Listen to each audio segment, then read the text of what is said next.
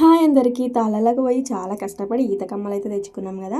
ఇంటికి రాగానే మా రోహిత్ అయితే వదిన నేను పార్టీ ఇస్తే చికెన్ తెప్పిస్తా వండుతావా అన్నాడు.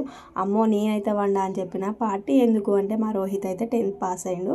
మార్క్స్ అయితే తక్కువనే వచ్చినాయి కానీ తనైతే మ్యాథ్స్ పోతుందని చాలా టెన్షన్ పడ్డాడు. అన్నిట్లలో మార్క్స్ బాగానే వచ్చినాయి కానీ ఒక మ్యాథ్స్ సబ్జెక్ట్లో బార్డర్ పాస్ అయ్యిండు. అయితే మెత్తి అని అందరూ వండు వండు అని చెప్తే నేనైతే ఏం చేసేది లేక వండిన. మా ఆయన అయితే నాకు చాలా హెల్ప్ చేసిండు. బగారా రైస్ వేసి అయితే చికెన్ అయితే వండిన. నాకైతే చికెన్ అంత సూప్ ఉంటే మంచిగా అనిపించదు, దగ్గరికి ఉండాలి. కానీ చాలామంది ఉన్నారని చెప్పి నేనైతే సూప్ పెట్టిన.